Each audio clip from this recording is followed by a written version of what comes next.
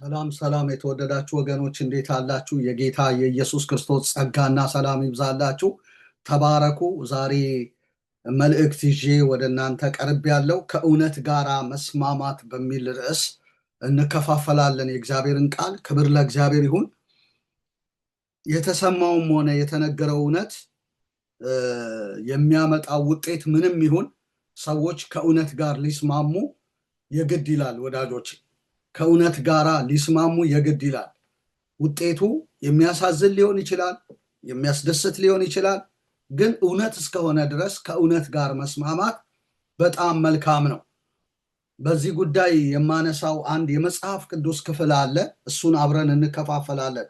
ይሄ በተለይ ለዳኑ ቅዱሳን፣ በአገልግሎት ላሉ፣ ወደፊትም ጌታን በማገልገል እናከብረዋለን ለሚሉ፣ የጌታን ቃል እንከተላለን ለሚሉ ሁሉ በብዙ የሚጠቅም መልእክት ነውና በማስተዋል እንድንከታተል በክርስቶስ ኢየሱስ ፍቅር እጠይቃለሁ። እግዚአብሔር አምላክ ስሙ የተባረከ ይሁን። እንዲህ ይላል ትንቢተ ዳንኤል ምዕራፍ 5 ቁጥር 13 ላይ እንዲህ ብሎ የእግዚአብሔር ቃል ይናገራል። የዚያን ጊዜም ዳንኤል ወደ ንጉሱ ፊት ገባ፣ ንጉሱም ተናገረው። ዳንኤልም እንዲህ አለው፣ ንጉሱ አባቴ ከይሁዳ ከማረካቸው ከይሁዳ ምርኮኞች የሆንህ ዳንኤል አንተ ነህን? የአማልክት መንፈስ እንዳለብህ እውቀትና ማስተዋልም መልካም ጥበብ እንደተገኘብህ ስለ አንተ ሰምቻለሁ። አሁንም ይህን ጽሕፈት ያነቡ ዘንድ ፍቺውን ያስታውቁኝ ዘንድ ጠቢባንና አስማተኞች ወደ እኔ ገብተው ነበር፣ ነገር ግን የነገሩን ፍቺ ያሳዩ ዘንድ አልቻሉም። አንተ ግን ፍቺን ትሰጥ ዘንድ የተቋጠረንም ትፈታ ዘንድ እንድትችል ሰምቻለሁ። አሁንም ጽሕፈቱን ታነብ ዘንድ ፍቺውንም ታስታውቀኝ ዘንድ ብትችል ሐምራዊ ግምጃ ትለብሳለህ፣ የወርቅ ማርዳም በአንገት ዙሪያ ይሆንልሃል። አንተም በመንግስት ላይ ሶስተኛ ገዢ ትሆናለህ። የዚያን ጊዜም ዳንኤል መለሰ፣ በንጉሱ ፊት እንዲህ አለ፣ ስጦታ ለአንተ ይሁን፣ በረከትህንም ለሌላ ስጥ።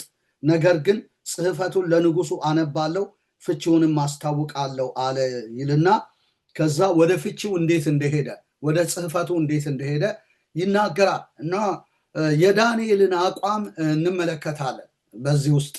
እንደገና ደግሞ የንጉሱን ጥያቄ እናያለን ማለት ነው። የንጉሱ ጥያቄ እንግዲህ ያው ባየው ህልም በጣም ተሰቃየ። ብልጣሶር ይባላል። ከዛ በኋላ የባቢሎንን ጠቢባን ሰብስቦ ፍቺውን የጽሕፈቱን ፍቺ እንዲነግሩት ጠየቃቸው ማለት ነው። እና ጽሕፈት ወታ ነው ማኔቴቄል ፋሬስ የምትል ጽሕፈት ወታ ግድግዳው ላይ ተጽፋ ስለነበረ በዛ ነው የተቸገረው። እንደውም መጽሐፉ እንደሚነግረን የዚያን ጊዜም የንጉሱ ፊት ከቁጥር 5 ትንቢተ ዳንኤል 5 ከቁጥር 5 ጀምሮ ልታዩ ትችላላችሁ እስከ 8። የዚያን ጊዜም የንጉሱ ፊት ተለወጠበት፣ ሐሳቡም አስቸገረው፣ የወገቡም ጅማቶች ተፈቱ፣ ጉልበቶቹም ተብረከረኩ። ንጉሱም አስማተኞችና ከለዳውያን ቃላተኞችም ያገቡ ዘንድ በታላቅ ድምፅ ጮኸ። ንጉሱም የባቢሎን ጠቢባን ይህን ጽሕፈት ያነበበ ፍቺውንም ያሳየኝ ሐምራዊ ግምጃ ይለብሳል፣ የወርቅ ማርዳ በአንገቱ ዙሪያ ይሆንለታል፣ በመንግስትም ላይ ሶስተኛ ገዢ ይሆናል ብሎ ተናገረ። የዚያን ጊዜም የንጉሱ ጠቢባን ሁሉ ገቡ፣ ነገር ግን ጽሕፈቱን ያነቡ ፍቺውንም ለንጉሱ ያስታውቁ ዘንድ አልቻሉም ብሎ ይናገራል። ተመልከቱ፣ በንጉሱ ላይ የመጣው ተጽዕኖ ማለት ፊቱ አንደኛ ተለወጠበት፣ ሐሳቡም አስቸገረው፣ እንደገና ደግሞ የወገቡ ጅማቶች ተፈቱ ነው የሚለው። ጉልበቶቹም ተብረከረኩ ብሎ ይናገራል። አንዳንድ ጊዜ እግዚአብሔር እንዲህ አድርጎ ነው የሚያብረከርከን ወዳጆቼ። ጥቂቷ የእግዚአብሔር ነገር እንዲህ አርጋ ታንቀጠቅጠናለች፣ ጅማታችንን ትፈታለች፣ ወገባችንን ታብረከርካለች። ለዚህ ነው የነገስታትን ጅማት ይፈታል፣ የነገስታትን ወገብ ይፈታል እያሉ ብዙ የእግዚአብሔር አገልጋዮች ሲጸልዩም ሲናገሩም የምንሰማቸው። እና አይገርማችሁም ወዳጆቼ? ይሄ ሁሉ የሆነው ለምንድን ነው ብላችሁ ብትሉ በቤተ መቅደስ ዕቃዎች በመጠጣቱ ምክንያት ነው እና ጣዖትን በማምለኩ ምክንያት ነው፣ ንቆ የተቀደሱትን ዕቃዎች ባለማክበር። ስለዚህ ይህንን ፍቺ የአማልክት መንፈስ ካለበት ከዳንኤል ውጭ የባቢሎን ጠቢባን እንኳን ሳይቀር ሊፈቱ አልቻሉ። ስለዚህ ልክ ለባቢሎን ጠቢባን የገባውን ቃል ኪዳን ለዳንኤል በመግባት ይህንን ብትፈታልኝ የሐምር ይሄንን ብትፈታ ሐምራዊ ግምጃ ትለብሳለህ፣ የወርቅ ማርዳ በአንገት ዙሪያ ይሆንልሃል አለ እና ደሞዝ ይሄ ነው በቃ ይሄ ይደረግልሃል ብሎ ሲለው ዳንኤል ከማርዳው የተነሳ ተንደርድሮ ፍቺውን የፈታ አይደለም። ከሚጠልቅለት የወርቅ ማርዳ በአንገቱ ላይ ከሚጠልቅለት ከሚለብሰው ሐምራዊ ግምጃ ተነስቶ የፈታ አይደለም። የጥቅም ሰው አይደለም ዳንኤል። እግዚአብሔር የተመሰገነ ይሁን። እንደዚህ በሚለው ጊዜ ዳንኤል መልስ ሲሰጥ ስጦታ ለአንተ ይሁን፣ በረከትንም ለሌላ ስጥ፣ ለንጉሱ ግን ጽሕፈቱን አነብባለሁ፣ ፍቺውንም አስታውቃለሁ ነው ያለው። ለሌላ ስጥ፣ በረከቱን ለሌላ ይሁን፣ ስጦታ ለአንተ ይሁን አለው። ዋጋውን ተምኖ የወጣ ምንም ጥቅም የማያማልለው የማያስጎመዣው ሰው ነው። ማን? ዳንኤል። እግዚአብሔር የተመሰገነ ነው። ለእግዚአብሔር ክብር በመስጠት የታወቀ ነው ዳንኤል። እንዳይረክስ ከንጉሱ መብል እምቢ አለ እና ያልረከሰ ሰው ነው። ሁልጊዜ በኢየሩሳሌም አንጻር መስኮቶቹን ከፍቶ እግዚአብሔርን የሚማጸን ሰው ነው። እግዚአብሔር አምላክ የተመሰገነ ይሁን። ነገር ግን በባቢሎን ኑሮ የተቃናለት። ክብር ለእግዚአብሔር ለአምላካችን ይሁን። ስለዚህ ለንጉሱ ፍቺውን ሲያስታውቀው ወዳጆቼ ትመለከታላችሁ። እና ምንድነው ዳንኤልን የጠቀመው? ከማርዳውና ከሐምራዊው ግምጃ ተነስቶ ህልም ቢፈታ ኖሮ እውነትን ለዚህ ንጉስ ሊነግረው አይችልም ነበር። ለዚህ ነው ነፃ ሆኖ ይህንን ህልም የባቢሎን ንጉስ ብልጣሶር ቢቀበለውም ባይቀበለውም የነገረው ከዚህ የተነሳ። አንዳንድ ጊዜ እኮ ማርዳውም ሆነ ዘለበቶች የምንሸበብበት ይሆናል። አንዳንዴ ሰይጣን ኒዳችንን አሟልቶ ምናልባት ዳቦ ከሆነ ምናልባት ስልጣን ከሆነ ምናልባት ሌላ ነገር ከሆነ ያንን ይሰጠንና ይሸብበናል። በቃ እንዳንናገር አድርጎ ሸብቦ ያስቀምጠናል። አንዳንድ ስጦታዎች እንዲህ ናቸው ወዳጆቼ። ስለዚህ ከሰዎች ጋር በውለታ አታገልግሉ። በውለታ ይሄን ብታደርግልኝ ይሄን አደርግልሃለሁ በሚል ከገባችሁ ወዳጆች ሆይ የዛ ሰው ባሪያ ናችሁ፣ የውለታው ባሪያዎች ናችሁ። እና ተቀምጠን የእግዚአብሔርን እድል ፋንታ ለህይወታችን የተዘጋጀውን እድል ፋንታ መጠበቅ ነው እንጂ ያለብን በውለታ ወዳጆች ሆይ የዛ ሰው ባሪያ ሆነን መነሳት የለብንም። በውለታ አንዳንድ ጸጋ ያለባቸው ሰዎች በውለታ ታስረው ጸጋቸው እንደ ልብ ፋንክሽን አያደርግም። ለምን? ያን ሰው ስል ከመፍራት የተነሳ ውለታ ውለዋላ፣ ፈርመዋላ፣ ተስማምተዋላ። ወዳጆቼ በውለታው ያሰረን የእግዚአብሔር ልጅ ኢየሱስ ብቻ። በእርሱ ገመድ በሱ ፍቅር ነው የታሰርነው። ከሱ ውጭ በሌላ አልታሰርንም። እኔ እግዚአብሔርን ነገር የማገለግለው ደሞዝ ስለማገኝ አይደለም፣ የሆነ የተቀረጠልኝ ነገር ስላለ። አንዳንድ ሰዎች በተለይ በኦርቶዶክሳዊት ቤተክርስቲያን ዙሪያ ስናገለግል የሆነ የምትቀበሉት ብር ስላለ ነው ይሉናል። 5 ሳንቲም ከማንም አልቀበልም። እኔ ፍቅሩ ነክቶኝ የደረሰልኝ ምህረት ነው እየገፋፋኝ እንዳገለግል የሚያደርገኝ። ምን የማንም ውለታ ላይ የለም፣ የማንም ፔሮል ላይ የለም። እንዲኖርም አልፈቅድም ወዳጆቼ። እኔ ስነሳ ከመነሻዬ በእግዚአብሔር እጅ ወጣው ነኝ። የማንም ውለታ የለብኝም። ከኋላዬ ማስደስተው ውለታ አለብኝ የምለው የለም። ውለታዬ ባለውለታዬ ኢየሱስ ብቻ። ገና በድቅድቅ ገና ጠላት ሳለው የጠራኝና የመረጠኝ ጌታ፣ ያጸደቀኝን ጌታ ነው የማከብረው። እና ለዚህ ነው ይሄ ሰው ለንጉሱ እንዲህ አይነት መልስ ይሰጣል ወይ ለንጉስ ብላችሁ ልትሉ ትችላላችሁ። ይሰጣል። ራሱ ነው ማርዳ ታጠልቃለህ ያለው። ራሱ ነው ሐምራዊ ግምጃ ትለብሳለህ ያለው። በሱ ልብስ በሱ ማርዳ ህልሙን ሊያስፈታ የአማልክት መንፈስ ያለበት ዳንኤል ግን እግዚአብሔር ሌላ ጸጋ አልብሶታል። ማርዳው ላንተ ይሁን አለው። ዛሬ በማርዳ ሊያባብሉን የሚፈልጓሉ። ደሞዝ ቀርጠው አይደለም ደሞዝ ቀርጠው እንዲሁ እንኳን በስልጣናቸው ሊያስፈራሩን የሚፈልጓሉ። እግዚአብሔር ገስጾ ሽባ ያደርጋቸዋል።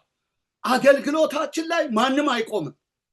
ማንም ወላገሌ የለም፣ አይቆምም፣ አይችልም፣ ስልጣን የለውም። በጣም ነው ደስ የሚለኝ። በቃ ይሄንን ከተናገረ ጊዜ ጀምሮ ወዳጆቼ ስጦታ ለአንተ ይሁን በረከትንም ለሌላ ስጥ፣ ነገር ግን ጽሕፈቱን ለንጉሱ አነባለሁ ፍቺውንም አስታውቃለሁ ብሎ ወስኖ ከተናገረበት ከዚያች ቅጽበት ጀምሮ ብልጣሶር ከዳንኤል ጋር ተስማማ፣ ከእውነት ጋር ተስማማ።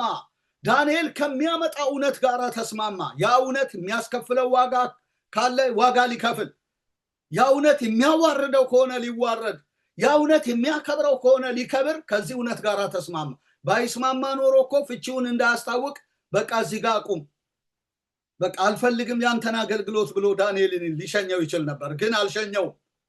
አስታውቃለሁ፣ ማርዳው ላንተ ይሁን አለ። እውነተኛ አገልጋይ ነው ዳንኤል። ስለዚህ ንጉሱ ከእውነት ጋር ተስማማ። እኔ በጣም ደስ የሚለኝ የዳንኤል ውሳኔ ብቻ ሳይሆን የንጉሱ መስማማት። ከእውነት ጋር ተስማማ። ምንም ይሁን ውጤቱ በቃ ከዚህ ዳንኤል ከሚያመጣ እውነት ጋር እስማማለሁ አለ። ከዛ በኋላ ያው ታሪኩን እናንተ አንብቡ። እኔ ብዙ ታሪክ በመተረክ እንትን አልልም። ከዛ በኋላ ፍቺውን መንገር ጀመረ፣ የተጻፈውን ጽፈት። እንደውም ያለው መጨረሻ ላይ የማይሰሙትንም የማያውቁትንም አማልክት አመሰገንክ፣ ትንፋሽና መንገድን የያዘው በእጁ የያዘውን አምላክ አላከበርከውም አለው። ስለዚህም እነዚህ የእጅ ጣቶች ከእርሱ ዘንድ ተልከዋል፣ ይህም ጽሕፈት ተጽፏል አለው ይላል። ከእግዚአብሔር ተልከዋል አለ። እግዚአብሔር በብልጣሶር ዘመን የላከውን እጅ ዛሬም እኮ ይልካል። አይምሰልህ። ትንፋሽና መንገድን የያዘውን እግዚአብሔርን ካላከበርክ፣ ንጉሥ ሆንክ፣ አገልጋይ ሆንክ፣ ፓስተር ሆንክ፣ ሐዋርያ ሆንክ፣ እኔ እኮ ሁሉ በእጄ ሁሉ በደጄ ያልክ ለእግዚአብሔር ምንም ነህ።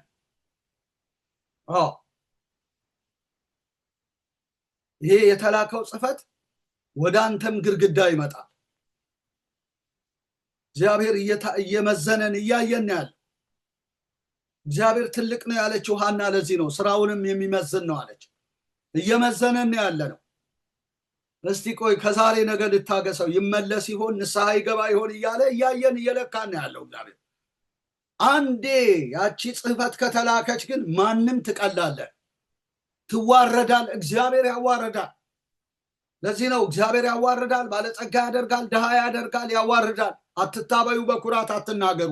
እግዚአብሔር አዋቂ ነው ያለችው ለዚህ ነው።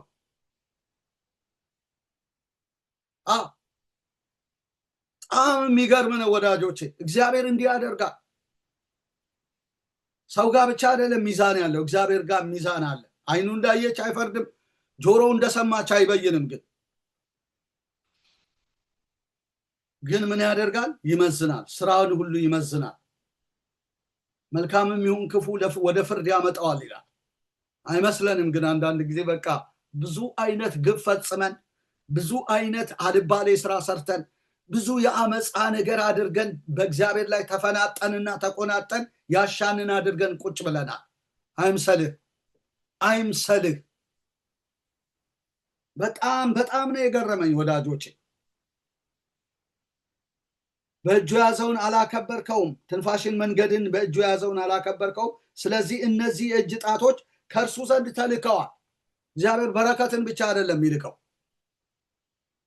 የተጻፉ በጣቶቹ የተጻፈውን ይልካል። ይህም ጽሕፈት ተጽፏል አለና የጽሕፈቱን ምስጢር አብራራለት። የተጻፈውም ጽሕፈት ማኔ ቴቄል ፋሬስ ይላል። ነገሩን ፍቺ ይህ ነው። የነገሩን ፍቺ ይህ ነው። ማኔ ማለት እግዚአብሔር መንግስትን ቆረጠው ፈጸመው ማለት ነው። ቴቄል ማለት በሚዛን ተመዘንህ ቀለህም ተገኘ ማለት ነው። ፋሬስ ማለት መንግስት ተከፈለ፣ ለሜዶን እና ለፋርስ ሰዎች ተሰጠ ማለት ነው አለ። የዚያን ጊዜ ከለከለው ወይ? ማርዳውንና ግምጃውን ከለከለው ወይ? አልከለከለው። እንዴት እንዲህ ትላለህ? በሚዛን ተመዘን ቀለ ተገኘ። ይሄን እንድትፈታልኝ ነው እንዴ? አሁን ፈርዖን ብዙ ጊዜ እግዚአብሔር ያመጣውን መልእክት እንዴት እንዲህ ትላላችሁ? ይሄን ነው እንዴ የምትነግሩኝ ብሎ እነ ሙሴን አባሯቸዋል። ይሄ ንጉስ ግን አላባረረም። ከእውነት ጋር የተስማማ ስለነበረ ቢያመውም ባይመቸው ይህንን እውነት አሜን ብሎ ተቀበለ። ስለተቀበለ ነው ማርዳው ሳይቀር ግምጃው ሳይቀር የወርቅ ማርዳ ሆነ ሐምራዊ ግምጃ ሳይቀር ለዳንኤል ያለበሰውና ያጠለቀለት ከእውነት ጋር ስለተስማማ እንዲያደርጉለት አዘዘ ይላል። ለዳንኤል ሐምራዊ ግምጃ እንዲያለብሱት የወርቅ ማርዳን በአንገቱ ዙሪያ እንዲያደርጉለት አዘዘ። በመንግስትም ላይ ሶስተኛ ገዢ እንዲሆን አዋጅ አስነገረ ይላል። ማርዳ ብቻ አይደለም፣ ዘለበቱ ብቻ አይደለም፣ ሶስተኛ ገዢ ሆነ፣ አዋጅ አስነገረ ይላል። ነገር ግን የሱ አዋጅ የሞት አዋጅ ነበረ። ለዳንኤል ደስ የሚያሰኝ ቢሆንም እውነትን ስለተናገረ ደስ የሚያሰኝ ቢሆንም ከዛ መልስ ግን በንጉሱ ላይ ትልቅ አዋጅ መጥቶበት ነበረ። በዚያ ሌሊት የከለዳውያን ንጉስ ብልጣሶር ተገደለ ይላል። ሜዶናዊ ዳሪዮስ መንግስቱን ወሰደ፣ እድሜውም 62 ዓመት ነበረ ይላል። ከሚገደልበት እውነት ጋር ነው የተስማማው። ነገርማችሁ በጣም የሚገርም ነገር፣ ከሚገደልበት እውነት ጋር። ዛሬ ማን ነው እንዲህ የሚስማማ? ስንት የሸመጠጥነው እውነት የለም።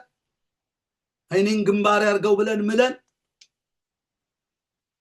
ተው በደጅ ያለው በእግዚአብሔር ቤት የእግዚአብሔርን ቃል እያካፈልን እውነትን ሸምጥጠን በሐሰት ቁጭ ብለናል። ውሸታችን እውነት እንዲሆን እያስፈራራ እውነትን የሚነግሩንን ሰዎች እያሳደድን ነገርማችሁ ሸምጥጠን በቃ አይደለም የምንገደልበት ትንሿን እውነት ለህይወታችን ለውጥን የሚያመጣ እውነት ለምን ተነካው በሚል ወዳጆች ሸምጥጠን አይንን ግንባር ያርገው ብለን የተቀመጠን የለንም ወይ? ለምን እውነት ይነገራል ብለን ተጋፍተን አሳዝንም ወዳጆች። ይሄ ንጉስ ግን የሚያስገድለውን እውነት አሜን ብሎ ተቀበለ። በሚዛን ተመዘን ቀለ ተገኘ እኮ ቀላል ተውት መገደሉ። ይህንን መስማት ራሱ ያማ ሰማ። ከዛ መልስ ደግሞ በዚያች ሌሊት ተገደለ። አይገርማችሁ? በጣም የሚገርም ነው።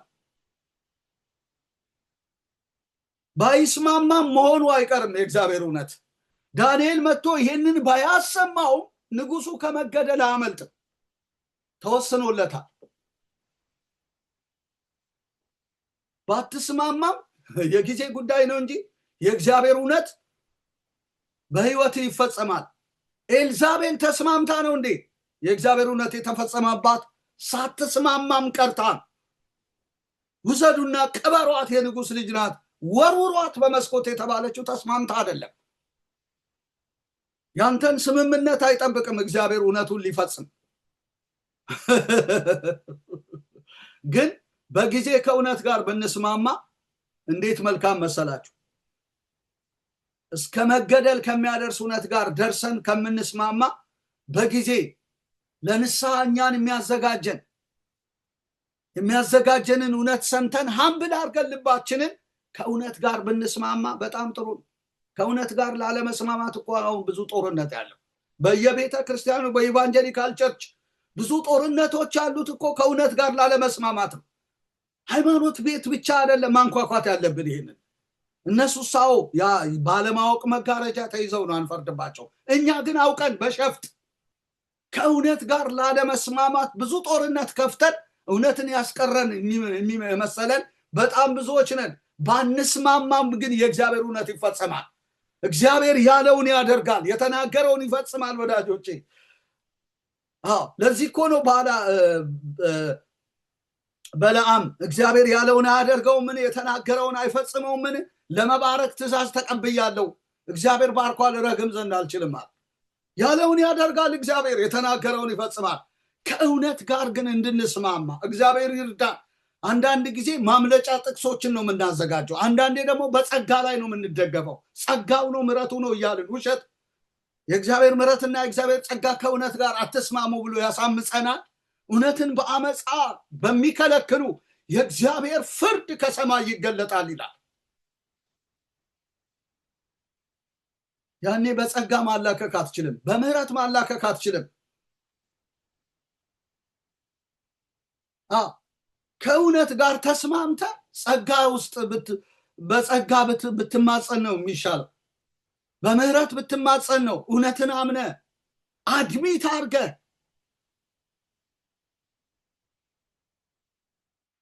ዳዊት እኮ ያ ሰው አንተ ነህ ሲለው ናታን አድሚት ነው ያደረገው ኢሚዲየትሊ አክሽን ወስዶ በህይወቱ አድሚት አደረገ የደሃውን ያንን አንድ በግ ቢኖር ያንን ወሰደበት አርዶ በላው ስለዚህ ያ ሰው ምን ሞት ይገባዋል አለ ያ ሰው አንተ ነህ የኦሪዮንን ሚስት በማስገደሉ ነው የደሃውን በግ ተብሎ እንትን በምሳሌ አርጎ በጥበብ የነገረው ያ ሰው አንተ ነህ አለ እግዚአብሔርን በድያለሁ አለና አድሚት አረገ ከዛ በኋላ ነው በንስሐ ኃጢአቱ የተደመሰሰለት ይቅር የተባለለት የተወለደልህ ልጅ ግን ይሞታል ተባለ የዘራው ዘር ስለሆነ እግዚአብሔር አይዘበትም ሰው የሚዘራውን ያንኑ ማጨዱ አይቀርም ንስሐን ብንገባ እኮ እናጭዳለን ይቅር ይለናል እግዚአብሔር ግን የዘራነውን ያሳጭደናል ሰው የሚዘራውን ያጭዳል ያንኑ ይላል እንዴ ብርቱካን ዘርተ ከሆነ ብርቱካን ማጨድ የግድን ሎሚ ዘርተ ከሆነ ሎሚ ስንዴ ዘርተ እንክርዳድ ዘርተ ስንዴ አትጠብቅም መቼ ስለዚህ የተወለደለት ልጅ የዘራው ዘር ስለሆነ ሞተበት እንዳይሞት አለቀሰ ከሞተ በኋላ ግን እኔ ወደ እርሱ እሄዳለሁ እንጂ እርሱ ወደ እኔ አይመጣም አለ በሹክሹክታ ሲናገሩ ሰምቶ እና አድሚት ማረግ በጣም መልካም ነው አድሚት እናድርግ እንልመድ የውሸት ጥቅስ እየጎዘጎዝን ጉባኤ ለማሳመን ህዝብ ለማሳመን በፖለቲካ በአፈቀላጤና ጮሌነት ብንውለበለብ ዘመን ይመጣ ምናፍርበት ዘመን ለዚህ ነው እርስ በርሳችሁ እውነትን ተነጋገሩ የሚለን መጽሐፍ ለዚህ ነው ከባልንጀሮቻችሁ ጋራ እርስ በርሳችሁ እውነትን ተነጋገሩ ይላል በአግሬሲቭነት አይደለም የኔ ብቻ ይሰማ በማለት በንዴት አይደለም በፍቅር ሆነን እውነትን መነጋገር ነው በቃ መፈራራት ሳይኖር በትክክል አለበለዚያ ባንስማማም እውነቱ መፈጸሙ አይቀር ፈጸማል ያኔ ከምታዝን የእግዚአብሔር እውነት ተፈጽሞብህ ከምትዋረድ ዛሬውኑ ከእውነት ጋር መስማማት በጣም የግድ ይላል እኔ እንደውም በተለይ ለዳነ ቤተክርስቲያን ይሄንን የምናገረው ከእውነት ጋር ብንስማማ ይሄ ሰው ከመገደያው እውነት ጋር ተስማማ በቃ ማርዳውንም አልከለከለውም ሐምራዊ ግምጃውንም አልከለከለም በቃ እውነት ነው ማርዳ ለመልበስ ብሎ ሐምራዊ ግምጃ ለመልበስና ማርዳውን ለማጥለቅ ብሎ ዳንኤል የሄደበት ምንም አይነት መንገድ የለም በቃ ዳንኤል ትክክለኛው የእውነትን ይዞ በእውነት ላይ ነው የሄደው ስለ እውነት እንጂ በእውነት ላይ ምንም ለማድረግ አንችልም ይላል ሁለተኛ ቆሮንቶስ ልጆቼ በእውነት እንዲሄዱ ከምፈልግ በስተቀር ብሎኮ ዮሐንስ በመልእክቱ ተናግሯል እግዚአብሔር አምላክ የተመሰገነ ይሁን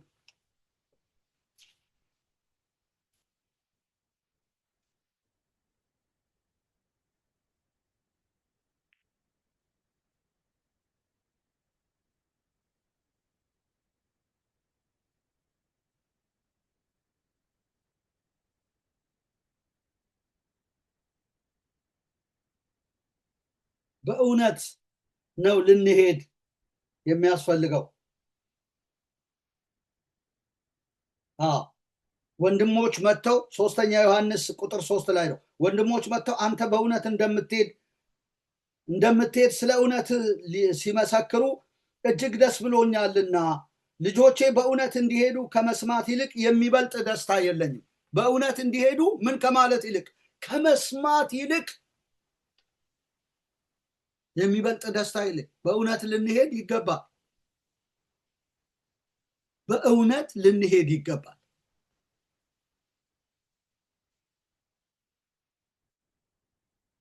ስለዚህ በእውነት ዛሬ መሄድ የለም። ነገር ግን ጠልፎ ለመጣል ብዙ የምንሄድበት የምናሴርበት ብዙ አይነት መንገድ አለ። ያም እውነተኛ ያ ሰው እንኳን እውነተኛ ቢሆን ማኖ ለማስነካት ያንን ሰው እና የአመፃችን ተባባሪ ለማድረግ የሄድንባቸው ፖለቲካል መንገዶች አሉ። እግዚአብሔር ግን ገልጦ ያወጣቸው የጊዜ ጉዳይ። ስለዚህ ወዳጆች ሆይ በእውነት ላይ ከመሄድ የሚበልጥ ምንም አይነት ደስታ የለም። በጣም የሚገርም ነው። የእግዚአብሔር ባሪያ ዳንኤል አንዳንድ ጊዜ እኮ እውነትን መናገር እንዴት ጥሩ መሰላችሁ። ለደሞዝ ብለን ብዙ ምንቀነጣጥሰው የእግዚአብሔር እውነት አለ። ቆራርጠን ሸቃቅጠን የምንናገረው ነገር ምን በላው ነገር እኮ አይቀርብን። ማርዳ ታጠልቃለህ ከተባልን እናጠልቃለን እኮ። ሐምራዊ ግምጃ ለአንተ ነው ትለብሳለህ ካለ አይቀርም እኮ። ነገር ግን እውነት ላይ ያተኮሩ መልእክቶች፣ ትሩዝ ላይ ያተኮሩ ነገሮች ማድረግ ሁልጊዜ በጣም መልካም። ያንን እውነት በፍቅር መግለጡ ጥሩ ነው፣ ልክ ነው፣ አግሬሲቭ ሆነን ሳይሆን። ነገር ግን እውነት ነው። በቃ ለጥቅም ብለን ጊዜያዊ ሰው ነገ እንደ ጥላ የሚያልፍን ሰው ፈርተን ከዛ ጋራ በግብዝነት ልክ እነ በርናባስ በግብዝነት ጴጥሮስ እንደተከተሉ አይሁድን ሲያይ ከአይሁድ ጋር ይበላ የነበረው አሕዛብን ሲያይ እንዳፈገፈገ፣ ከአሕዛብ ጋር ይበላ የነበረው አይሁድን ሲያይ እንዳፈገፈገ ሲያፈገፍግ ብዙዎች እነ በርናባስ ሳይቀሩ በግብዝነት እንደተሳቡ ሰውን አይተን ግብዝ ሆነን እንሳባለን። ነገ እኮ ስጋ ለባሽ እንደ ሳር ክብሩ እንደ አበባ የሆነውን ሰው አይተን አልተን ፊት አይተን በማድላት መሆን የለበትም ወዳጆቼ። የእግዚአብሔር እውነት ነው። የእግዚአብሔር እውነት ማሻሻያ አይሰጠው። አንተ ልታሻሽለው አትችለውም። የመለኮቱን እውነት የተጻፈውን ጽፈት እኮ ዳንኤል አላሻሻለው፣ እንዳለ ነው የፈታው። ማሻሻያ የለውም። ይሄ እግዚአብሔር በ4 ነጥብ ተዘግቷል። በቃ ማህተም መጽሐፉን ዝጋው አትመው ነው ያለው።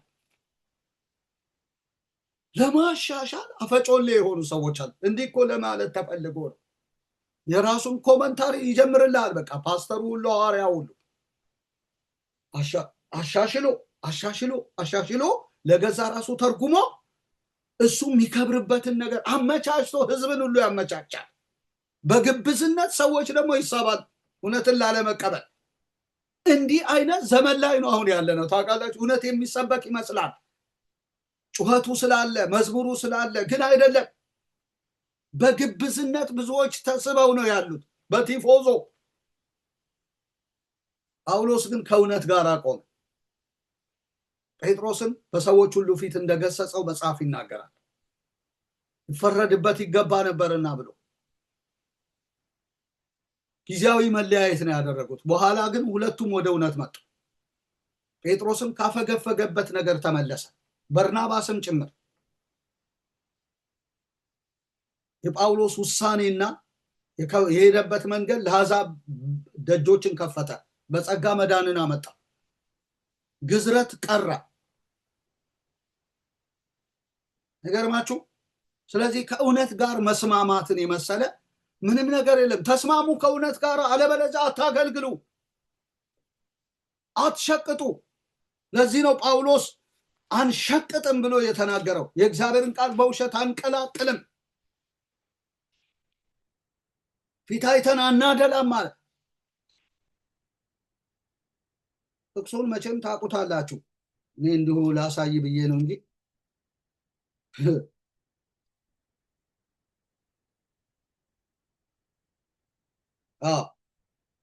ሁለተኛ ቆሮንቶስ ምዕራፍ 2 ቁጥር 17 ላይ የእግዚአብሔርን ቃል ቀላቅለው እንደሚሸቃቅጡት እንደ ብዙዎች አይደለንምና በቅንነት ግን ከእግዚአብሔር እንደተላክን በእግዚአብሔር ፊት በክርስቶስ ሆነን እንናገራለን ብሎ ሲናገር ታያላችሁ። የእግዚአብሔርን ቃል ቀላቅለው እንደሚሸቅጡት እንደ ብዙዎች አይደለንምና አለ።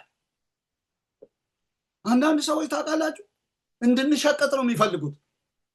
በተለይ አሁን ላይ ያሉ የኢቫንጀሊካል አንዳንድ ቸርች እንድትሸቅጥ ይፈልጋል። እሱ የሸቀጠው ሳያንስ አንተ እንድትሸቅጥ የእሱን መንገድ እንድትከተል። አንሸቅጥም ወዳጆቼ። ሞት የሚያስፈርድበትን ነገር እኮ ዳንኤል አልሸቀጠም። ይህ ነገር እኮ ብናገረው ብፈታው ይሄ ንጉሥ ሊሞት ነው፣ ሊገደል ነው፣ ስለዚህ እንደው ማሻሻያ ብሰጥስ አላለም።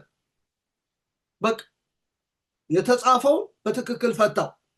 በሚዛን ተመዘን ቀለተ። ምንም ማድረግ አይችልም። ንጉሱ ባይቀል በትክክል ባይፈታ ዳንኤል ይቀል ነበር። ምናልባት የንጉሱ የሞት እጣ ፈንታ ለዳንኤል ይሆን ነበረ። ነገር ግን አልሸቀጠም ዳንኤል። ምንም ማድረግ አይችልም። በቃ ተጽፏል። በቃ የተጻፈውን አነበበለት። ፍታልኝ አለው፣ ፈታለት። በቃ ዛሬ እኮ በፈታነው ፍቺ ነው እየተሰደድን ያለ ነው። በተናገርነው እውነት እኮ ነው። የሃይማኖት ቤቶች ያሳደዱን ሳያንስ ትልልቅ አገልጋይንን ምናምን የሚሉ በከተማ የሚያሳድዱ ለዚህ ነው። ስለዚህ ወዳጆች ሆይ ከተጻፈ ተጻፈ ነው። በቃ የተጻፈውን ከተጻፈው አትለፍ ነው የሚለው መጽሐፍ። ምንም ላደርግ አልችልም እኔ።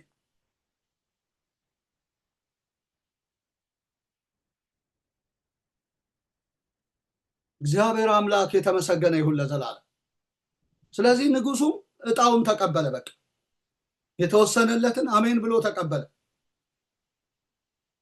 ተበሳጭቶ ማርዳም ሆነ ሐምራዊ ግምጃ ለአንተ አልሰጥም አላደርግም አላለው። አደረገለት። እሱም እጣውን ወሰደ። በዚያች ሌሊት ተገደለ ይላል። አሁን ይህንን አሜን ብለን እንቀበላለን። ይህንን ያሰሙንን ሰዎች እንደው በሰላም እንኳን በፍቅር እናያቸዋለን? አናይም እኮ እንዴ! ከጠመድን መች እንመለስና። በአንድ ወቅት እንዲህ ብሎ ተናግሮ መድረክ ብንሰጠው እንዲህ አለ እኮ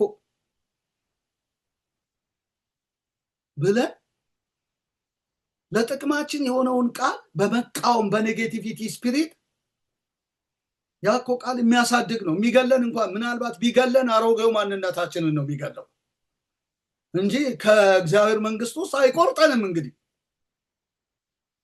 ማኔቴቄል የተባለው ምናልባት አሮጌው ነገርህ እንዲሻር እንዲለወጥ ሁሉ ሊሆን ይችላል። አንተ ግን ገደለኝ ይሄ ሰው በአንድ ወቅት እኮ ብሰጠው እንዲህ ብሎ ተናግሮ ብለን እግዚአብሔር አምላክ ያስበን።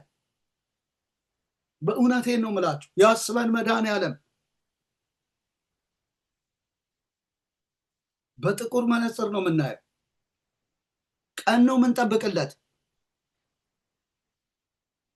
በቃ ዳንኤል ግን እውነቱን ተናግሮ የመሸበት አደረ። በቃ ለንጉሱ ሊያውም እኮ ታውቃላችሁ፣ ለንጉሱ እኮ ሞት ለሚያመጣው ነገር እንዲህ በማግስቱ እኮ ንጉሱ አይሸለምም እኮ። የከለዳውያን ነገስታት ናቸው። ከለዳውያን የሜዶናውያን ሰዎች ናቸው ከለዳዊውን ንጉስ ብልጣሶርን የገደሉት። የሚገደልበትን ነገር ነገረው፣ የሚሻርበትን ነገር ነገረው። ማለት ሊጎዳ ይችላል፣ ቅስሙን ልሰብር እችላለሁ ምናምን አላለም። በቃ ተጽፏል። በቃ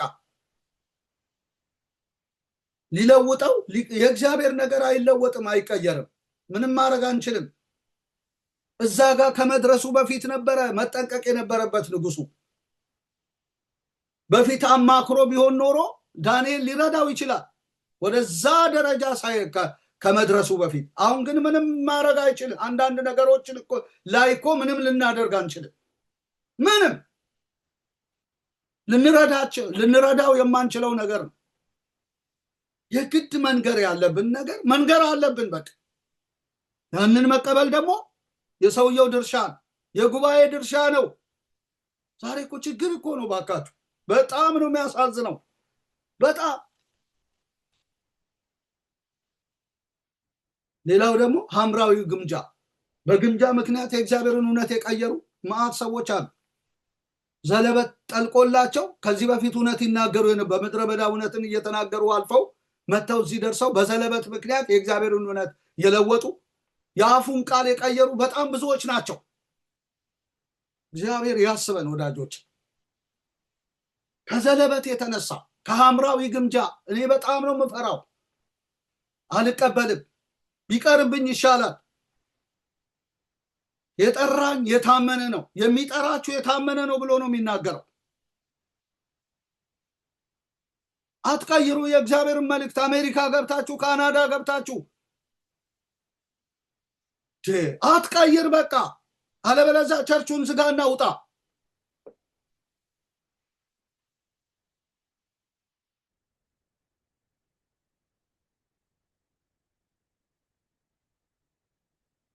እና በጣም በጣም እንዴት ደስ ይላል መሰላችሁ። እግዚአብሔር አምላክ የተመሰገነ ይሁን። ዛሬ የሚያስፈልገው እንዲህ ነው። ግድ ነው። አንዳንድ ጉዳዮችን ልናሰማ የግድ ይላል።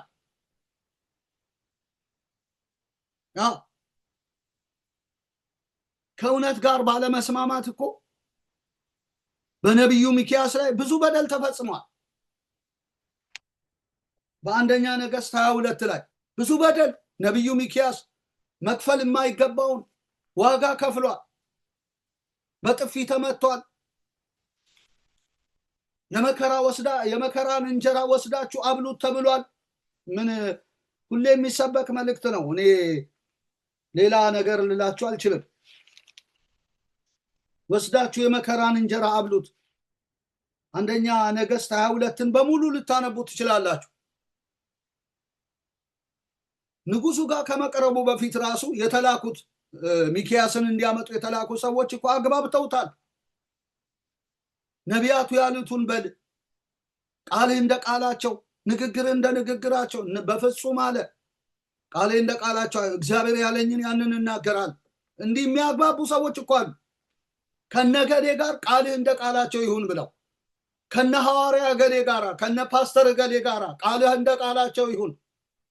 እሱ የወሻከተ እንደሆነ እኔ መወሻከት አለብኝ እንዴ? ቃልህ እንደ ቃላቸው እውነት ነው። የእግዚአብሔርን ቃል ተናግሮ ከሆነ ደግፈዋለሁ። በዚህ ቃል ላይ አትጨምሩም ከዚህም አታጎሉም ስለሚል፣ ነገር ግን ገና ለገና ለመስማማት ለመኖር ብዬ የሆነ ሌላ ያየሁት በር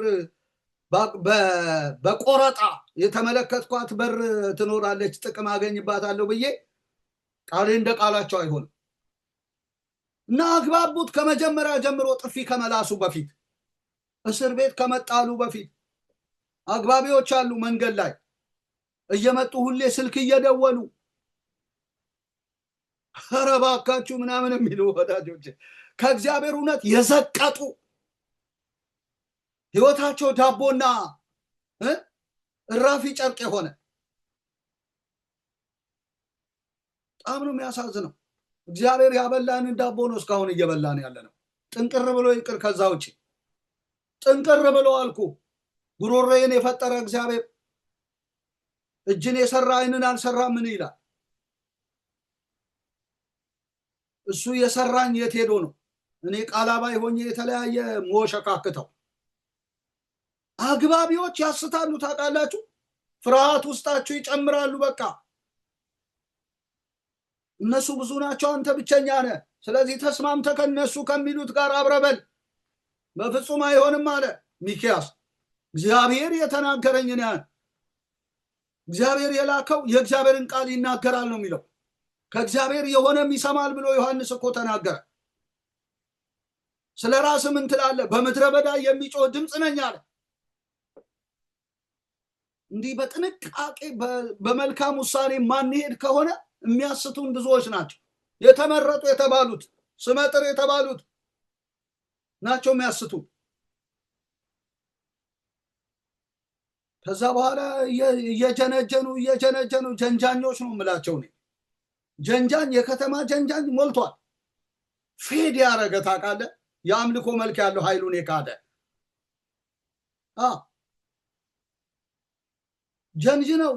ጀንጅነው ንጉሱ ጋር መጡት። ሐሳብ የሚቀይር አይደለም። ሚኪያስ በጣም የቆረጠ የጨከነ ሰው ነው። መጨረሻ ላይ ያንን እውነት በመናገሩ የእስራኤል በጎች በተራሮች ላይ ሲበተኑ አየው በማለቱ በአገልጋዩ በአቤሜሌክ ጥፊ ላሰ። ስለኔ መልካም ነገር አይናገርም እናጠለዋለሁ። ሁልጊዜ በቃ ሰዎች እንዲወዱን መልካም ነገር መናገር አለብን። ትጥሳለህ፣ ትሰብራለህ፣ ትጠረምሳለህ፣ አንተ ትለመልማለህ እንዲህ ነው ማለት አለብኝ አልልም። እንዲህ አይነት መልእክት እኔ እንደውም የለኝም። ስለኔ መልካም ነገር አይናገርም። ዛሬ እኮ የሚፈለገው መልካም ነገር የሚናገር በቃ እንዲህ ነው በቃ ጉባኤ አስጨብጭቦ አዳምቆ በቃ አሜን ሃሌሉያ ብሎና አስብሎ አስደስቶ የሚሸኝን ነው። እውነት ነው። ሰው ሁሉ ቢደሰት እግዚአብሔር ደስ ይለዋል። ነገር ግን አንዳንድ ጊዜ ከክፉ ስራችን እንድንመለስ እግዚአብሔር ሊናገረን ይችላል። ያ ነገር ሊያመን ይችላል፣ ላንቀበለው እንችላለን። መልካም ነገር ባይመስለንም በጊዜ ውስጥ ግን መልካም ነው ያ ነገር። ዛሬ ላይ ደስ ባንሰይ ነገ እኮ ደስ ሊለን ይችላል። ነገር ግን ትኩሷን ነገር በቃ ምን ነበር የሚሉት ፈጣን ምግብ የለመድነን በጣም ነው የሚያሳዝነው። ስለዚህ በቃ ሲበተኑ አየው። ስለኔ መልካም ነገር ወስዳቸው የመከራ እንጀራ አብሉታል። እግዚአብሔር በእኔ የተናገረ አይደለም አለ። አንተ በሰላም ብትመለስ አልተመለሰም። እግዚአብሔር ሐሳብ ነው የተፈጸመው። በቃ የሚሞትበትን ነገር ልክ ዳንኤል ለዛ ለብልጣሶር እንደነገረው ነገረው። በቃ በእስራኤል ሲበተኑ አየው። ይህን ሲነግረው ለምን መለስ አይልም ነበር ያ ሰው ያ ንጉስ። ወስዳቸው የመከራ እንጀራ አብሉት ከሚል ነገሩ እውነት መሆኑን እንዲያውቅ እድል እኮ ነው፣ ጊዜና እድል ነበረው። ይሄ እንኳን ጊዜና እድል ሳይኖረው ከእውነት ጋር ተስማምቶ ሞተ። ይሄ ግን እድል አለው እኮ ባይሄድ ወደዛ በጎቹም በተራሮች ላይ አይበተኑም፣ እሱም ደግሞ በቀስት ተወግቶ አይሞትም። ነገር ግን ሚኪያስን ውሸተኛ አድርጎ እሱ ወደ ጦርነት የሄደ በሰላም አልተመለሰም። አየህ፣ የእግዚአብሔር እውነት ተፈጸመበት። እውነት ይፈጸማል። በቃ ብንወድም ባንወድም እውነት ይፈጸማል እና ከእውነት ጋራ ተስማሙ። እንደበሰለ ሰው አትሁኑ። አንዳንድ ሰው የበሰለ ነው እንዲባል በቃ አስተያየት በራስ አስተያየት ጠቢብ አትሁን ይላል እግዚአብሔር ቃል። ከተጻፈ ከእግዚአብሔር ቃል በላይ አይደለህ። የአገልግሎት ልምዱን ይወስድና አይ እኮ ገሌ እኮ አዲስ ስለሆነ ነው ወይ እንደዚህ ነው ብሎ ደግሞ የዛን ሰው አገልግሎት ምን ያደርገዋል? 50-50 ያደርገዋል። በቃ አየህ፣ የራሱ መነጽር ያላወለቀው መነጽር አሮጌ መነጽር ስላለ እውር ስለሆነ ከተጻፈ ተጽፏል። በቃ የጊዜ ጉዳይ ነው እንጂ የተጻፈው ሁሉ ይሆናል። አንዳንዱ እኮ የሚደርስብህ መከራ የተጻፈውን እውነት በመሻር ነው። ተደላድለ አትቀመጥም። እግዚአብሔር እውነቱን ሊፈጽምብህ ብዙ ነገር ያስነሳብሃል። ምን መጣብኝ እስክትል ድረስ ያሻሃል። አይገርምህም?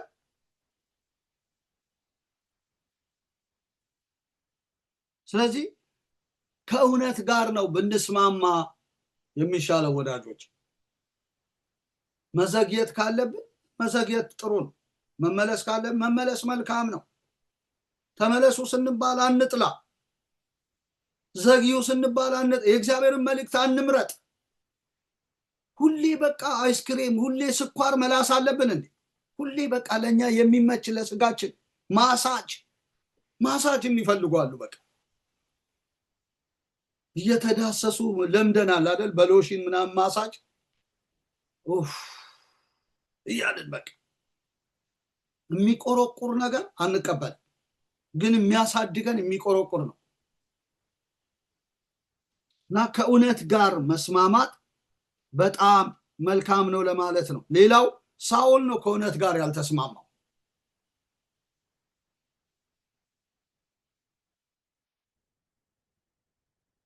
ምዕራፍ 13 ቁጥር 8 እስከ 14 ሄዳችሁ እንትን ብትሉ ሳኦል ንጉስ ነው እንጂ ካህን አይደለም። ሳሙኤልን መጠበቅ ነበረበት በማክማስ። ነገር ግን ዝና ፈልጎ ንጉስ ብቻ ሳይሆን ካህንም መሆን ፈለገ፣ መስዋዕት መሰዋት ፈለገ። ህዝቡ ይበተኑብኛል። መጨረሻ ላይ ዳንኤል መጣ። መስዋዕቱን ሳኦል ካሳረገ በኋላ ክፍሉን ማንበብ ትችላላችሁ። ለምን እንደዚህ ያደረግ? አይ ህዝቡ ይበተናሉ ብዬ ስለፈራው ሳልታገስ፣ አንተን መጠበቅ ሲገባኝ ሳልታገስ መስዋዕት አቀረብ። አላበጀህም። እግዚአብሔር ባዘዘ መንገድ አልልክም። እግዚአብሔር እንደ ልቡ የሆነውን ሰው መርጧል አለው። አላበጀህም። በቃ እቺን ቃል ካወጣበት ጀምሮ የሳኦል ንግስና እየወረደ መጣ።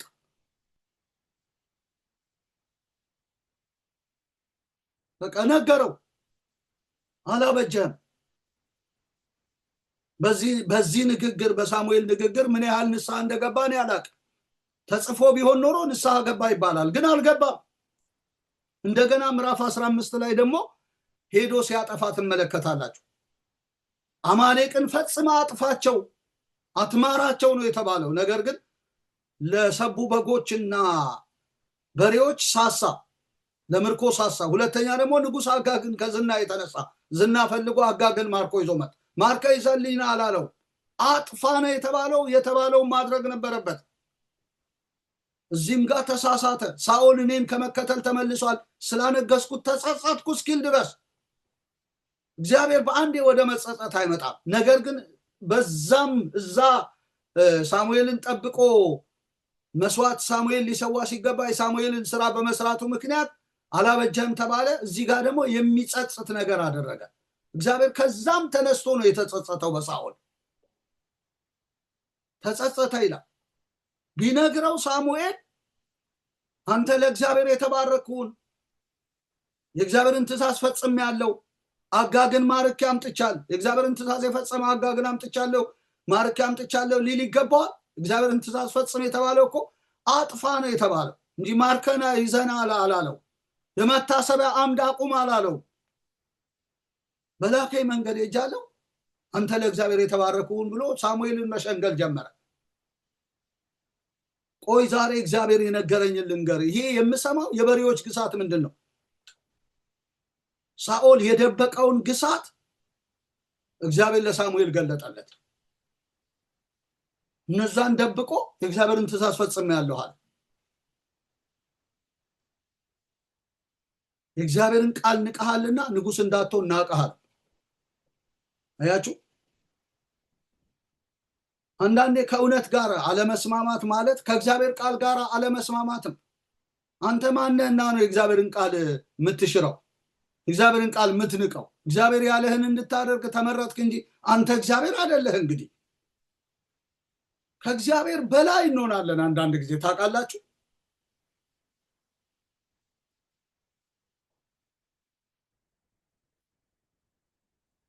እና የእግዚአብሔርን ቃል ንቀሃልና ንጉስ እንዳትሆን ናቀሃል። ተናቀ። በቃ እሱ እያለ ወደ እሴይ ቤት ሂድ ተባለ። ቢያለቅስ እንኳን እስከ መቼ ነው የምታለቅሰው ተብሎ ሂድ ወደ እሴይ፣ ንጉስ አዘጋጅቻል። ይችላል እግዚአብሔር። አንተ እያለ ሌላ አገልጋይ ያዘጋጃል። እኔ መሪ ነኝ ከኔ ወዲያ እያልክ እግዚአብሔር ያዘጋጃል። ብላቴኖች አሉት፣ ቀብቶ ያስነሳል እግዚአብሔር። ልታስቆመው አትችልም። መንገድን ነው ማቃናት ማስተካከል ያለብን። ከዛ በአመፅ ተነስተ ብታሳድድ ሳኦል ቢሰማ ይገለኛል ቢል በቃ በጊደር ይዘይዳል። ሳኦል ገዳይ ነበር ከዛን ጊዜ ጀምሮ ማለት ነው። ገዳይ፣ ሳሙኤልን የሚገድል ከዛም አልፎ ደግሞ የተቀባውን ብላቴና የሚያሳድድ የሚገድል ዳዊትን ማለት ነው። በጣም ነው የሚያሳዝነው ወዳጆቼ። እና መንገዶቻችንን ለራሳችን ብለን እናስተካክል። ከእውነት ጋር እንስማማ። ምንም አንሆንም። ብንመለስ ተመለሱ ስንባል ብንመለስ ምን ችግር አለው? እንዴት እንዲህ ይባላለሁ? ለማይስማሙት እኮ ከእውነት ጋር ደግሞ ሹማምንት የተባሉ ሰዎች ናቸው። ተገብዘው በቃ በከረባታቸው በኮታቸው በቃ ተጠርዘው እንዲህ ይላል። በቃ በጣም እኮ የሚያሳዝን ነገር ነው። ስለዚህ ከእውነት ጋራ መስማማት ይሆንልን። እግዚአብሔር ከኛ ጋር እንዲሆን ምንም አይደለም እኮ በእግዚአብሔር ፊት ብንዋረድ ምን ችግር አለ? የማይሳሳት ሰው አለ እንዴ? ሁሉ ሰው እኮ ይሳሳታል፣ ሁሉ ይበድላል። ሁላችን በድለን አይደል ኢየሱስን የተቀበልነው? ሁሉ ኃጢአትን ሰርቷል ተብለን አንድስ እንኳን ጻድቅ የለም ተብለን እኮ ይሄን እንረሳለን። ለምንድን ነው ጻድቅ ነኝ ከኔ ወዲያ የምንለው? እኔ ቅዱስ ነኝ በምህረት ነው የዳንኩት ብለን እንዘምራለን። ነገር ግን ቅዱስ ነኝ ከኔ ወዲያ እንዴት እንዲህ ይነገረኛል ብለን አካኪ ዘራፍ ያለን መዓት የለንም? የእግዚአብሔርን እውነት እየተጋፋን ያለንም መዓት የለንም? እኔ እንደውም የሃይማኖት ቤት አይደለም የሚጋፋው የእግዚአብሔርን እውነት። የእግዚአብሔርን እውነት ተጋፋን አውቀናል፣ የእግዚአብሔርን ቃል እናካፍላለን፣ እንመግባለን፣ እናስተምራለን የሚሉ ሰዎች ናቸው የሚጋፉት። ኩርፊያቸው፣ ቁጣቸው አያድርስ ነው። ከእውነት ጋር ብንስማማ ምድር ትፈወሳለች። ታውቃለህ? ዛሬ እኮ እርግማን የበዛው ከእውነት ጋር አልስማማ ብለን የሃይማኖት ቤቶችን ለመውቀስ ግን አያድርስ ነው። ፈሪሳውያን ረጃጅም ልብስ የለበሱ እነዚህ ሐምራ ያደረጉ ዘለበት ያደረጉ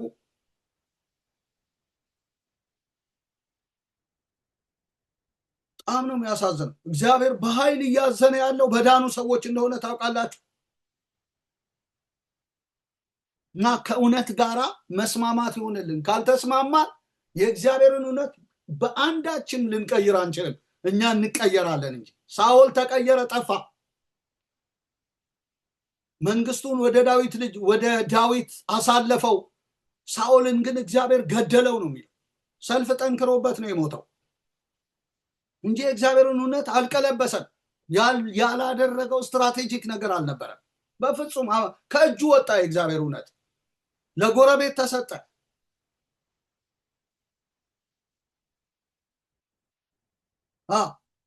እንደ ልቡ የሆነ ሰው ተመረጠ። ምን ማድረግ ይችላል? ከእውነት ጋር መስማማት እንጂ ከሳሙኤልም ሆነ ከዳዊት ጋር መጣላት የለበትም። አይችልም። ተጣልቶ አይችልም። ስትራቴጂ ዘርግቶ አይችልም። ዘርግተ አትችልም። እነግርሃለሁ፣ የእግዚአብሔርን ፕሮግራም ማንም ማጠፍ አይችልም። ማንም ከእውነት ጋር እንድንስማማ እግዚአብሔር አምላክ ይርዳ። በዛ ነው እግዚአብሔር ደስ የሚሰኝ። እያመመንም እንኳን ቢሆን ከእውነት ጋር እንስማማ። እየቆሰልን እየደማን እንኳን ቢሆን ከእውነት ጋር እንስማማ። እርሱ ሰብሮናል፣ እርሱ ይጠግነናል፣ በሶስተኛውም ቀን ያነሳናል ይላል። እግዚአብሔር ሊሰብረን ነው እንደውም የሚፈልገው። አይገርማችሁ? ትልልቅ የተባሉ አንጋፋ ምናምን ስመጥር ሊሰብር ነው የሚፈልገው ጌታ። ሰብሮ ሊጠግን ይፈልጋል። ልምድ አስቸገረው። ልምዶቻችንን መጣል፣ ትምክታችንን መጣል አቃተን።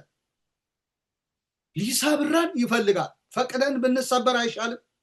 እግዚአብሔር ከሚሰብረን አንገቱን ያደነደነ ድንገት ይሰበራል፣ ፈውስም የለውም ነው የሚለው የእግዚአብሔር ቃል።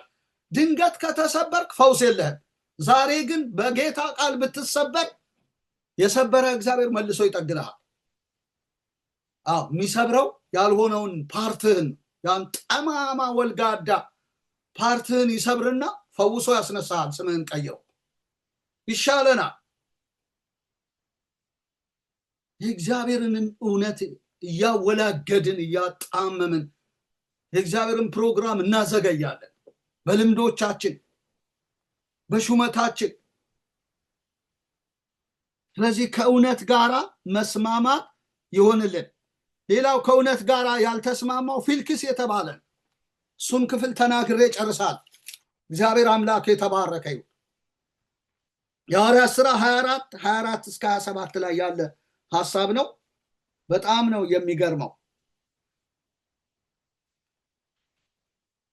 የሐዋርያት ሥራ 24 ከ24 እስከ 27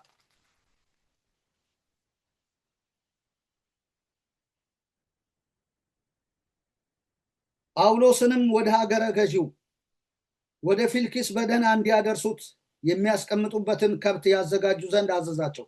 ደብዳቤም ጻፈ እንዲህ የሚል ያው የተጻፈ ደብዳቤ አለ። ሶሪ 23 ነው ያነበብኩት 24 ነው 24 ቁጥር 24 እስከ 27 ነው። ከጥቂት ቀንም በኋላ ፊልክስ አይሁዳዊት ከነበረች ድሩሲላ ከሚሏት ከሚስቱ ጋር መጥቶ ጳውሎስን አስመጣ። በኢየሱስ ክርስቶስም ስለማመን የሚናገረውን ሰማው። እርሱም ስለ ጽድቅና ራስን ስለመግዛት ስለሚመጣው ኩነኔ ሲነጋገር ሳለ ፊልክስ ፈርቶ አሁንስ ሂድ፣ በተመቸኝ ጊዜ ልኬ አስጠራሃለሁ ብሎ መለሰለት። አያችሁ፣ ያው ስለሚመጣው ኩነኔ ስለ ጽድቅና ራስን ስለመግዛት ሲናገር ነው የፈራው ፊልክስ። ለምን ፈራ? ጉቦኛ ስለነበረ። አያችሁ፣ አንዳንድ የሚነገሩ ነገሮች ባህሪያችንን ዘልቀው ይነካል። ያንን ጣዖት የሆነውን መጥፎ ነገራችንን ለማስጣል መታገል ይጀምራሉ። ያን ጊዜ እንፈራለን። እንደውም ይሄ መፍራቱ እዛው ቢያስወግደውስ እግዚአብሔር አልፈቀደለትም እንጂ እዛው ቢያስወግደው ጳውሎስን እኮ ይችላል። ወይም ደግሞ ተጨማሪ ስራት ወይም ድብደባ ቢያዝበት ይችላል። ግን ፈራ ይላል። ያ እንዳይሆን ደግሞ የእግዚአብሔር ጥበቃ ጳውሎስ ላይ ነበረ። ስለዚህ ፈራና ሌላ ጊዜ ልኬ አስጠራሃለሁ ብሎ በተመቸኝ ጊዜ ልኬ አስጠራሃለሁ ብሎ መለሰለት። ኮንፈርት አልሰጠውም። ያ መልእክት አየህ፣ ሊሰማ በንስሐ እንዲመለስ ሊያደርገው ይችላል። ፋክት ነው፣ እውነት ነው። ጳውሎስም ሆነ ፊልክስ የማይለውጡት እውነት ነው የተነገረው።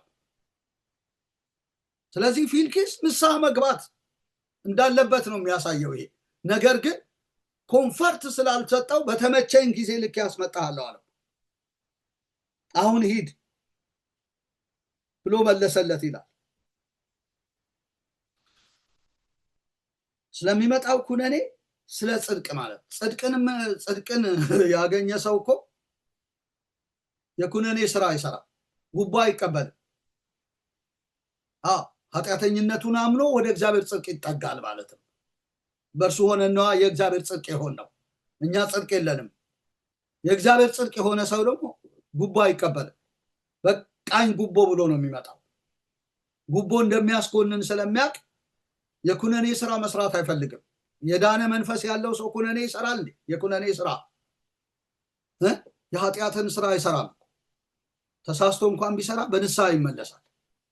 ስለዚህ ይሄ ሰው በንስሐ እንዳይመለስ የለመደው ነገር ነው። ስለዚህ ምን ሆነ? ኮንፈርት ስላልሰጠው በተመቸኝ ጊዜ አለ ልክ ያስመጣሃለሁ። ፈርቶ ይላል። እንደው አስፈራው ያ መልእክት። አንዳንድ መልእክቶች እኮ ያስፈራል።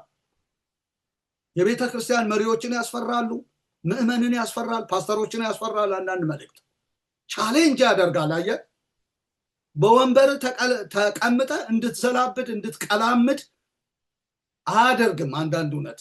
ስለዚህ አትጠራውም ሲጀመር። ስለኔ መልካም አይናገርም ብለ እንደውም በቃ እጠላዋለሁ ብለ ልታየውም አትፈልግም እንዲህ አይነት አገልጋይ። ወይም ደግሞ በተመቸኝ ጊዜ ልክ ያስመጣሃለሁ ትለዋል። እና የእግዚአብሔር እውነት ባለስልጣን እገሌ ታላላቅ እገሌ አያስብልም። ነገስት ንጉስ እገሌ ታላቅ እገሌ አያስብልም።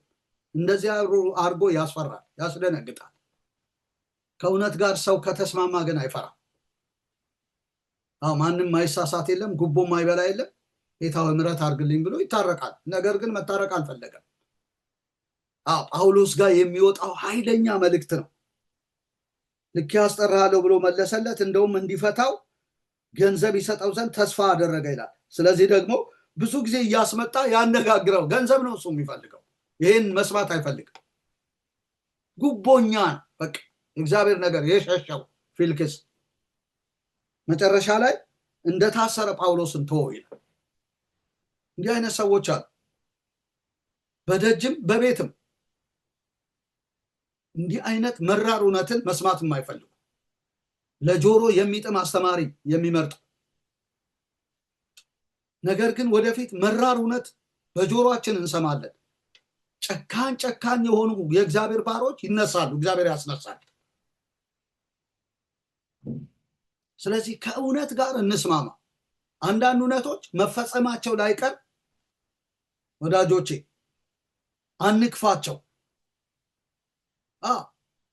አንክፋቸው። ብንገፋቸው እያሹን ወደ እውነት ያመጡናል። ማንንም እያሸ ወደ እውነት ያመጣል። እየሰበረ ለምን ሰምተ የተጣላው እውነት ስለሆነ ሰምተ ተጋፍተ ነው ያለው። ሰምተ እኔ ትክክል ነኝ ብለ ተጋፍተ አሳደ ምክንያት ፈጥረ እምቢ ብለ ተጋፍተ ያለበት ነገር ስለሆነ እያሸ ያመጣል። እግዚአብሔር ሊለውጠን ከፈለገ አይቀርም፣ መለወጣችን አይቀርም። ነገር የእግዚአብሔር ካሪኩለም ውስጥ ማንግባ አለ አይምሰል፣ በቲፎዞ አትድንም። ምትድነው ከእውነት ጋር ተስማምተን። ስለዚህ ከእውነት ጋር መስማማት ይሆንልን። በተመቸን ጊዜ የሚለውን ነገር እንተው፣ ፍርሃትን እንተው፣ ከእውነት ጋር እንስማማ። በቃ በጥፊ መማታትም ይቅርብን፣ ሰውን መጀንጀንም ይቅርብን። እውነተኞችን ለማሳት በእውነት እንዳይሄዱ መከላከል፣ በአመፃ በሰልፍ ስም በማጥፋት በተለያየ ነገር እውነትን እንከላከላለን። እውነት ግን ይፈጸማል። አይገርማችሁ? እውነት ይፈጸማል። መራር እውነት ይፈጸማል። አንተም ደግሞ እንደ ከለዳዩ ንጉስ እንደ ብልጣሶር ትሞታታለህ። አንተ የሞት እውነት ይፈጸማል። ገብቷል? ሳትሞት ነው አሁን ሰምተ ብትስተካከል የሚቻለው። በተመቸን ጊዜ ከምትል ወይም በጥፊ ከምትማታ እጠላዋለሁ ከምትል ብትስማማ አይሻልም? ካልተስማማ ግን እየሞት አንተ ሞተ፣ እውነት ይቀጥላል። ብልጣሶር ሞተ እኮ ተገደለ በዚያች ሌሊት፣ እውነት ግን ቀጠለ። በማን? በዳንኤል ስለቀጠለ እኮ ነው ዳንኤል ሐምራዊ ግምጃ የለበሰው። አጭበርብሮ አይደለም፣ ከንጉሱ ጋር ተስማምቶ አይደለም። አንድ ምዕራፍ አንተና አንድ ምዕራፍ ደግሞ እኔ ልምጣ ብሎ ከንጉሱ ጋር ተጀናጅኖ በስፖንሰር በምናምን በቃ እንደዚህ ይኸው ተሳፍቶ ምናምን አይደለም። አሁን መሳፋት እንዳለ ታውቃለህ። ተሳፍተን ተላልጠንና ተላልሰን አይቀርም። የእግዚአብሔር እውነት ይፈጸማል። መራር እውነቶች ይፈጸማል። አይገርምህ? እንደውም ወደፊት ከባድ ነገር ይሆናል ብዬ አስባለሁ። ምንወገድ ሰዎች ካለን አይታወቅም። አመፀኞችን እያስወገደ እውነትን ይፈጽማል። እንደ ሳኦል አይነት ሰዎችን እያራቀ እያስወገደ እያሳለፈ ይፈጽማል እውነትን። የእግዚአብሔርን እውነት አላሻግር ያሉትን ሰዎች እነሱ እንዳይሻገሩ እያደረገ ልክ አሁን ፈርዖንን እንዳይሻገር አደረገው እኮ፣ በባህር አሰጠመው። እውነትን የሚጋፋ ነዋ። እግዚአብሔር ማን ነው? እስራኤልን እለቅ ዘንድ እስራኤልን አላቅም፣ እግዚአብሔርን አላቅም፣ እስራኤልን አልለቅም የሚል እውነት ተሻገረ፣ እሱ ቀረ። ላባ ቀረ፣ ያዕቆብ ተሻገረ። ተከታታዩን እውነትን በውሸት እንዲለውጥ ያዕቆብን መከራ የሚያበዛውን ላባን አስቀረው። እንደዚህ ያስቀራል እግዚአብሔር። የእግዚአብሔር እውነት አንዲቷም አትቀርም። ከተናገረው አንድ ነገር አይቀርም፣ ሁሉ ይፈጸማል። ስለዚህ ከእግዚአብሔር እውነት ጋር መስማማት ይሆንልን። ከረባታችንን እያሳመርን ሽቶ እየተነሰነስን በሐሰት በውሸት ብዙ ሰው እንዳይድን እንቅፋት ሆንን። እግዚአብሔር ግን ይጨክናል። አሁን ወደፊት በጣም ቤተክርስቲያንን የሚያጠራበት ጊዜ መጥቷል። ለምን? አንታይ ክራይስት እየመጣ ስላለ። እኔ እግዚአብሔር ነኝ እያለ ስሙን እያወጀ የሚመጣ ስላለ ጠንካራ ቤተክርስቲያንን ማጠናከር ይፈልጋል እግዚአብሔር። እንዲህ አትቀጥልም። ይህ መልእክት እንደ ቀላል እንዳታዩት። እግዚአብሔር በዚህ መልእክት ትልቅን ስራ ይሰራል። ክብር ለእግዚአብሔር ይሁን። ብዙዎች ጋር እንዲደርስ ይሄንን መልእክት ሼር አድርጉልኝ። በጣም ነው ማከብራችሁ፣ ጸልይላችኋለሁ። እኔ የተሻልኩኝ አይደለም ይሄን የተናገርኩት፣ እግዚአብሔር ተናገር ብሎኝ። ጸልዩ፣ ለዚህ መልእክት ለራሳችሁ ጸልዩ፣ ለህይወታችሁ ጸልዩ፣ ለኑሯችሁ፣ ለአገልግሎታችሁ፣ ለትዳራችሁ ጸልዩ። እኔም ጸልያለሁ። ጌታ ሁላችንንም ይባርከን፣ በዚህ እውነት ይጎብኘን። ጌታ አመፃችንን ከላያችን ላይ ይስበርልን። ወደ ትክክለኛ የእግዚአብሔር እውነት ያምጣ። ተባረክ። ወዳችኋለሁ። ዘመናችሁ ይባረክ። አሜን።